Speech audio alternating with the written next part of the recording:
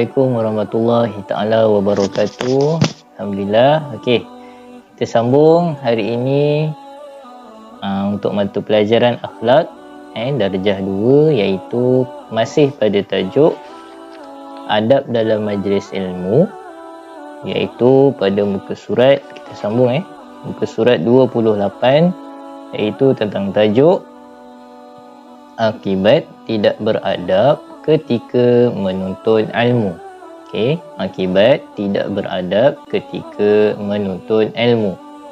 Kalau kita terjemahkan akibat ni maksudnya kesan buruk lah. Kesan buruk tidak beradab. Maksudnya masa belajar tu kita main-main. Apa kesannya kalau kita main-main masa kita sedang menuntut ilmu ataupun belajar? Apa kesan yang tidak baik untuk kita? Okey, kita tengok muka surat 28 ada. Boleh buka, murid-murid boleh buka sebagai rujukan awak semua. Okey. Jadi untuk perkara yang pertama, akibat tidak beradab ketika belajar ialah yang pertama, tidak mendapat keberkatan Allah. Okey, tidak mendapat keberkatan Allah. Keberkatan ni maksudnya sama ada Allah izin atau tidak izin lah, sama ada kita dapat ilmu yang kita belajar. Okey, kalau tak dapat berkat maka sia-sialah pelajaran yang kita belajar. Okey, kalau kita main-main takut Allah tak akan bagi kita faham tentang sesuatu pelajaran yang kita belajar. Okey, itu yang kita risau. Okey, seterusnya kita kalau main-main dalam ataupun ketika belajar, kita akan dipandang hina oleh guru dan rakan-rakan. Okey, guru-guru semua tidak suka kita lah. Okey, kalau kita tak ada adab dalam kelas, maka cikgu semua tak suka. Tak kisahlah sama ada kelas secara dalam kelas bilik darjah ataupun waktu-waktu situasi sekarang kan dalam Google Meet. Sama saja, kat mana-mana kita kena beradab. Okey, jadi kita kalau tidak beradab maka guru tidak akan suka kita. Okey, dan juga rakan-rakan pun sama, tak nak kawan kita kalau kita asyik main aja kan.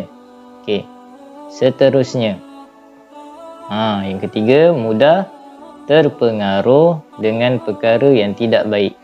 Okey, mudah terpengaruh dengan perkara yang tidak baik. Maksudnya kita akan mudah untuk buat perkara-perkara yang tidak baik. Sebagai contoh, apa dia yang tak baik dekat sekolah? Bisa rokok kan? Apa lagi? Suka melepak kan? Apa lagi? Suka berjalan-jalan. Kita akan mudah ikut semua benda tu kalau kita tidak beradab ketika belajar.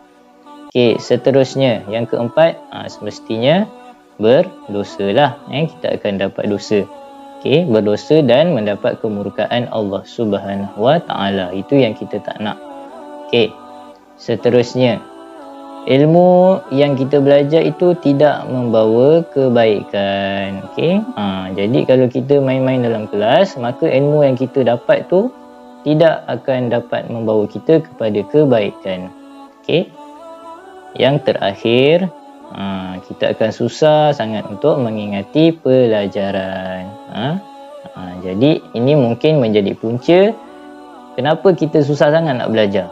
Kenapa kita susah sangat nak faham? Sebab kita tidak beradab.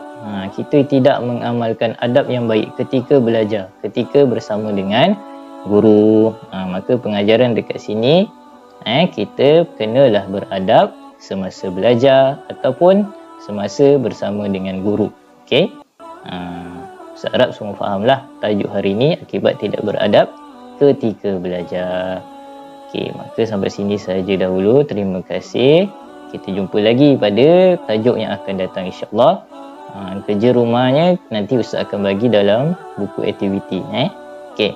Terima kasih. Assalamualaikum warahmatullahi taala wabarakatuh.